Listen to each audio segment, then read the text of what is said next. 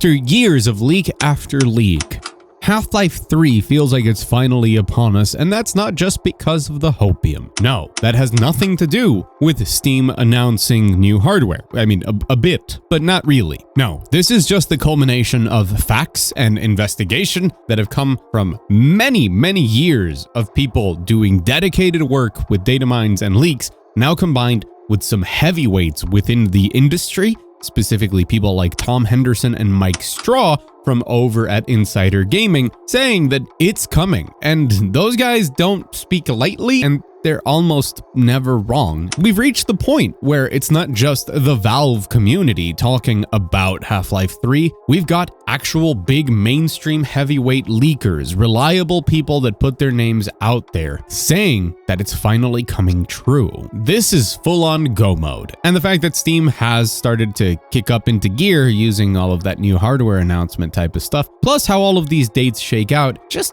lends it an air of credibility that it's never really had before. But that credibility has nothing to do with the information we've had, it's with the possibility of it actually coming out, which is what I really want to dig into with this video. I want to separate fact from hopium. Tons of people have said that Half-Life 3 is never coming out, it's not real, the memes have existed for so many years, Valve doesn't know how to count to the number 3. That might be the reason that I feel such a kinship with Valve, because my second grade math teacher said the same thing about me. There are facts here. Half-Life X/Half-Life 3 has been in development for at least 5 years. We know a lot of stuff about it from data mines and leaks. They are factual. They are things that we actually know from the code of Source 2. This is real stuff. The thing that we've never known is if Valve was ever going to finish the game or be happy enough with it to release it, because that's kind of how they work. If they don't want to, if they don't feel it's good enough, they have no reason to release it. They don't need to make money. They don't need to hit a certain profit. They're doing fine. So they just have these teams doing kind of whatever they want, including Half-Life 3. But the evidence over the years, from interviews to those leaks to what Valve has said about Half-Life 3,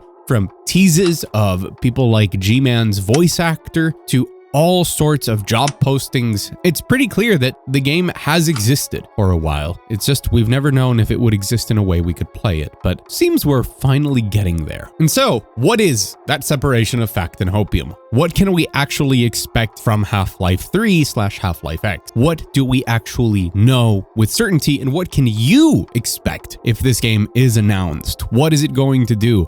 And how is Valve planning to revolutionize gaming, or the first-person shooter space, all over again? Well, we've got a lot to dig into, and it's all pretty damn exciting. A lot of the credit of this goes directly to some of the people that have been working on this sort of stuff the longest, including Gabe Follower and Tyler McVicker. We're going to actually be using Gabe Follower's Miro board with a ton of different contributors from the community to highlight a lot of this information and to really have a standing behind it of how reputable it is. There are links to both of their YouTube channels down below if you want to go see what they have to say about it, and they have a much more in-depth kind of nerdy tech approach to all of it. What I want to do here is simplify a lot of that and just give you a good general idea of where we are with Half-Life 3 and what it seems like it's going to be. And by the way, hi, I'm Mug, and if you're new here, welcome. And if you're not new here, welcome back. It's great to see you. You're looking fantastic. If you enjoy this video, hit the like button. Helps a ton. And if you like what I do, and if by the end of the video maybe I've earned it, consider subscribing, or maybe check out some other videos, and maybe that'll convince you that what I do is worth your time.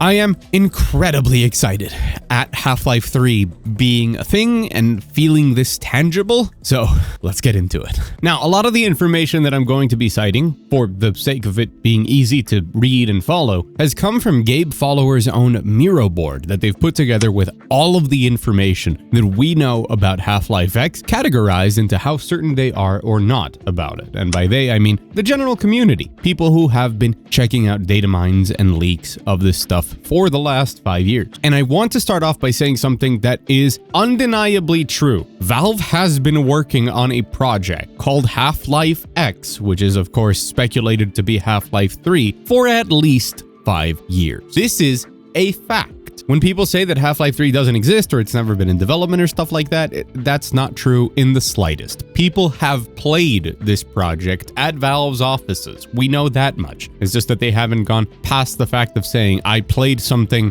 and you know what it is, to actually, break NDAs and talk more about it. Okay, so then you might be wondering, how have we obtained so much information about Half-Life X over the years? Well, it's a combination of small tidbits from Valve interviews, from people talking about scrapped ideas, projects, the vision that Valve has for their games moving forward, and a lot of data mining. Valve isn't just working on Half-Life 3. If you're here at this channel, you probably know that they're working on this small little game that I enjoy a lot called Deadlock. It's really good, guys. You should try it. Along with that, they've also been working on updates to a lot of their games. For example, Counter-Strike 2, which is something that Gabe Follower frequently data mines. By looking at the code of Source 2 over and over and over again every time that major updates happen, along with a long list of insider connections, we have seen snippets of what Valve is planning with things that are actually highlighted with HLX within the code. And piecing a lot of that stuff together, we reach some very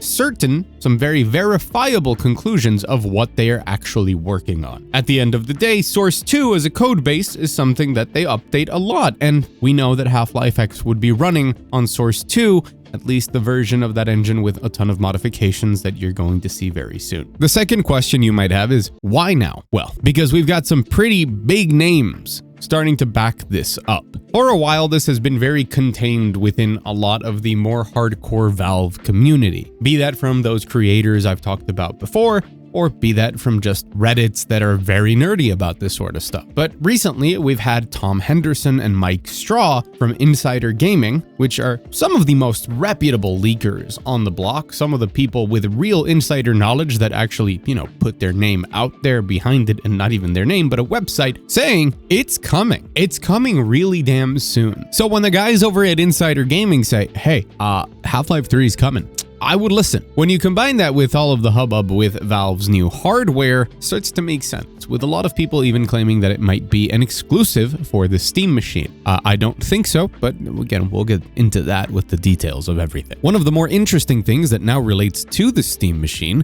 is that 8 months ago, we saw an update for Deadlock that included the implementation of FSR 3 for Half-Life X or HLX. And now the Steam machine is mentioning how much it uses FSR 3 to deliver good frame rates and high resolutions. And I don't think that's a coincidence, especially when FSR 3 support isn't something you add to a game very early on in development. Okay, so that's a lot of busy work out of the way, hopefully enough for you to be convinced that what we're talking about here isn't pie in the sky stuff. It's pretty certain. So then what exactly is Half-Life X? Well, as you might imagine, it is a continuation of the Half-Life story. More specifically, more on the Gordon Freeman side of things than the Alex Vance side of things. Noted for being not a sequel to Half-Life Alyx, but more of a sequel to Half-Life 2 Episode 2. Again, this could have changed at some point because we don't have that much specific information, but that is what the information we have points towards. Okay, and what does it bring to the table that's completely different? What is Valve doing with a Half-Life 3 to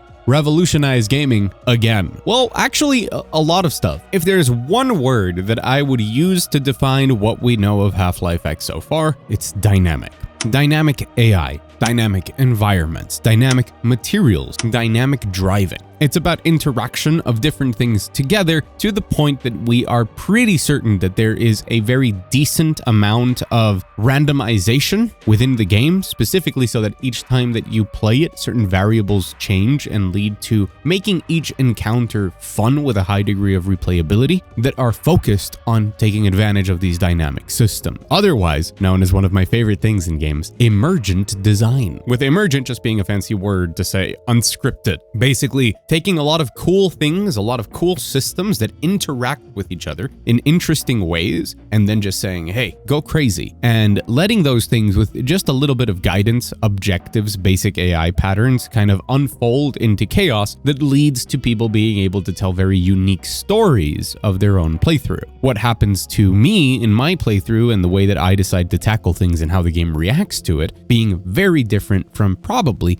everyone else's. If we look at the list of confirmed things that we know regarding the gameplay of Half-Life X with this Miro board, what we can see is number one, leading back to this being a Gordon Freeman type of game, the HEV suit is very much probably, most definitely in the game, and we would assume for our protagonist. But leading into all of that dynamic stuff, we start with fire and water, because fire and water in this game are not meant to just be things that happen. Fire isn't just something that burns you and does damage or can affect enemies, and water isn't just a liquid that you drive a hoverboat on. Instead, they are changing a lot of how Source 2 works to basically add nodes of information to everything, and I am simplifying, of course, regarding the material that something is made out of and how it would react to fire or different other elements, for example, oil, and how it would react to being burned. For example, if it would heat up slowly or become dangerous to the touch, or if it would just be flammable. It's pretty interesting to note that specifically when it comes to fire, dynamic fire systems was something that Half-Life 2 was meant to have and had to be cut because of budgets. And of course, what is actually happening with Half-Life X, as far as we know, is not thermodynamics. That would be incredibly expensive and not actually possible to do in real time. Instead,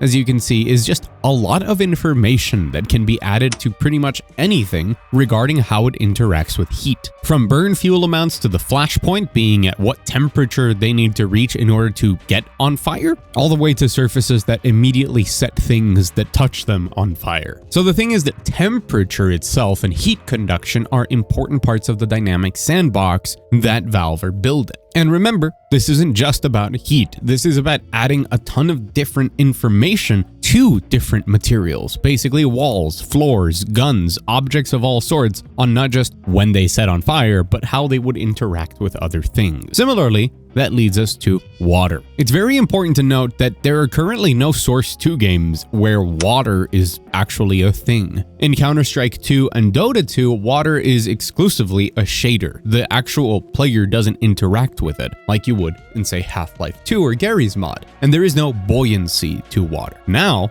we've seen in the code base that there is a lot of information regarding water and how it interacts, weighs, and affects different things once it comes into contact with them. Very similarly to everything we just saw about fire. Another big element of all of this dynamic stuff is, of course, vehicles, which have been completely redone from the ground up of anything that you might imagine from Half-Life 2 to be actually kind of industry leading in a way. Vehicles are meant to be highly detailed and very, very responsive to their environment, their physics, down to things like their suspension systems, the way that tire friction works, the way that pretty much everything interacts to a degree that is just extreme. And that lines up with one of the most interesting hires that Valve had from 2022, which is one of the lead physics developers from over at Forza, specifically the person who wrote the new rigid body physics engine for Forza Motorsport 6 that has been used in the series moving forward. Now, this could just be that they're working on a lot of physics-based things, but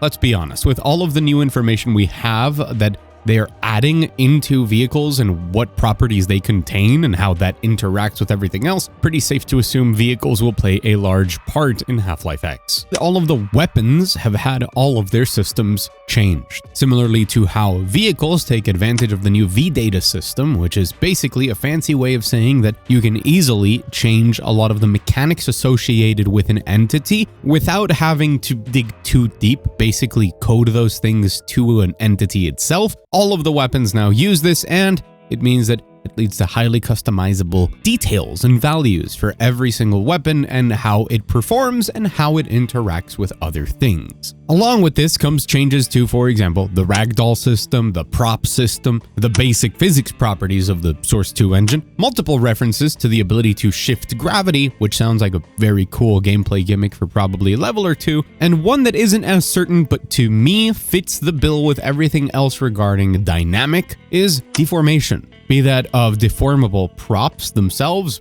things, denting and breaking and changing over time, and that being reflected in the world, as well as with terrain. Now, this is one of the things that has a low level of certainty. Well, middle, I guess, would be the correct term, but to me, it makes a lot of sense that things could be destroyed and changed in the middle of a level, in the middle of a fight, and it fits even better when we look at some of the key changes done to artificial intelligence and how the game is actually meant to progress when it comes to randomization. Specifically, the reason that makes me believe that something deformable, transformable in some capacity is coming has to do with the ability that AIs now have to change their navigation mesh pretty much on the fly. Specifically, every NPC now has the ability to navigate in either general space, in water, or in flight. And that change to them changing their navigation mesh matters a lot. A navigation mesh, in very simple terms, is just a very simple version of a level. Basically, imagine a grid on top of everything that you see that the AI uses to understand what is around them and how they should draw out a path of what they're supposed to do. Now, a way of understanding this is that there are different nav meshes for general, for flight, and for water. So if you were to kick an NPC into water, they would be able to dynamically switch to a nav mesh that functions for them being in water. But what this technology also means is that if a wall were to be broken down, or if stairs were to be exploded, or if anything were to dramatically change in an environment, the NPCs could recalculate what they're supposed to do with that on-the-fly switch of their nav mesh. This also comes along, small tidbit, with destructible NPCs. This is something that we saw in Half-Life Alyx, and it's basically just damage systems, the way that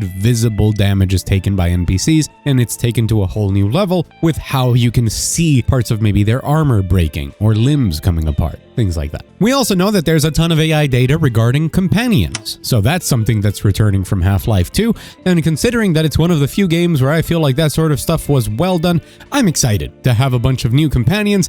Maybe even we'll have Alex Vance back. Maybe we'll have Dog. Who knows? Who knows? They're definitely not gonna die. Much more exciting, and also supporting my ideas of deformable terrain and how there's going to be some elements of procedural generation and randomization in this game, is the amount of inputs and outputs that NPCs are supported with. Not just a ton of different input-output of what you can do from a level design perspective of what NPCs are doing, for example, before you encounter them or before a actual combat sequence or anything like that starts, but also the fact that they can now react to a lot of those different material values that stuff can have. Be that wet or hot, be that the smell of certain things, and a lot of that seems to indicate the potential for stealth gameplay and, again, dynamic reaction in the middle of combat. Now, not confirmed, but definitely something that people have brought up, is that a lot of these things seem to fit very well with the whole dynamic system being something that could benefit from procedural generation or randomization, meaning that maybe NPC locations, the location of, for example, health pack, or where different encounters happen, being something that can change within the game. Specifically, there's been a pretty good idea that Half-Life X would follow a very open linear design, if you want to call it that, which is not an open world, but instead much of what we've actually seen within Half-Life 2 for many years now, and in many ways inspired a lot of the games that came after it. Specifically, heading all the way back to Highway 17. This idea of a larger chunk of area that you then have to explore, navigate with different objectives in mind that we saw expanded on within Episode 1 and Episode 2 of Half-Life could now be combined with something similar to Left 4 Dead, with the amount of randomization that some encounters bring,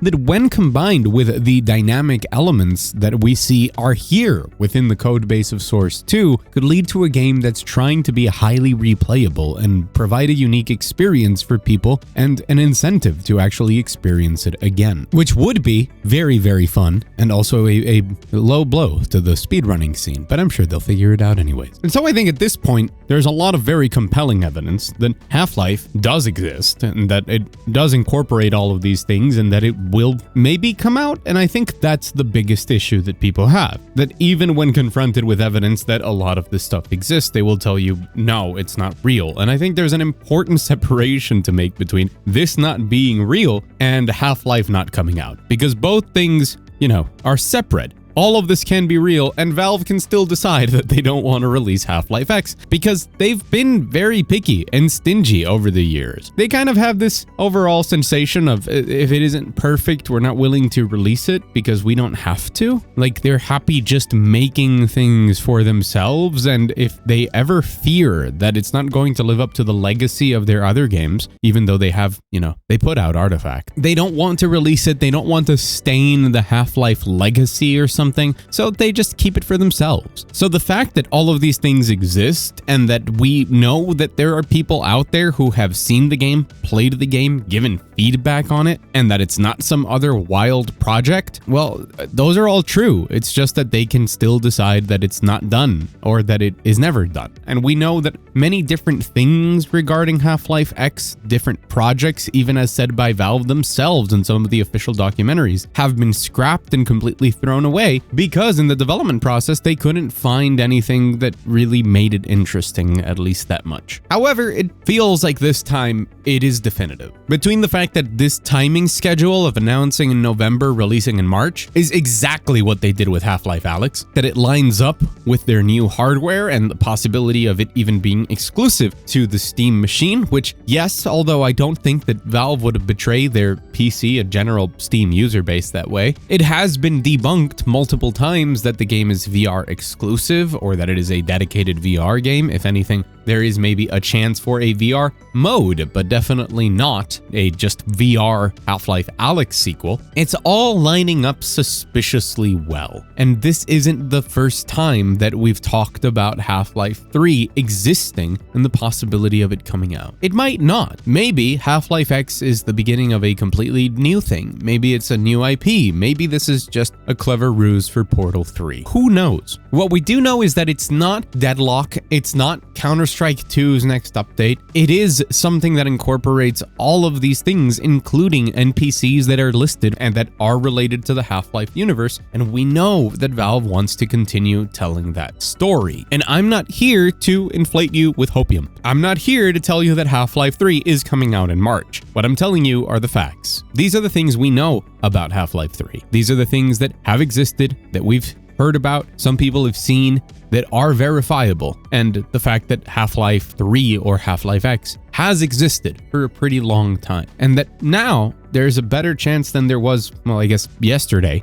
of it actually releasing. What's even better, and that hopefully you caught on from all of the stuff we talked about here, is that it's shaping up to be at least a very interesting game that does new things with it that are actually worth playing and worth experiencing. And that's not even taking into account that we already have a Gmod equivalent of a Source 2 project underway with Sandbox, which comes, of course, from the same people behind Gmod, which is Facepunch, which are also the people behind Rust. But not just the potential of Sandbox and how the community around Half-Life games and things like Gmod matters, but the potential for maybe one day having actual Source games be put out again. While the Source 2 SDK is not actually public and people can't just go and use Source 2 as an engine right now, living in a world where the conversation in the gaming industry around different engines is rampant, with complaints about Unreal Engine or Unity or proprietary engines and all of these things, Source has always been a pretty damn underrated engine, and it's still one of the most popular engines in the world. Not only is it used for Counter-Strike 2 and Dota 2, but it's used in the upcoming Deadlock, and Source 1 in a fork of itself is still being used in Apex Legends as it was used for Titanfall. Source is an exceptionally valuable engine, and some of the technology that's been put into Source 2 and the potential for that to change into full different commercial projects or into a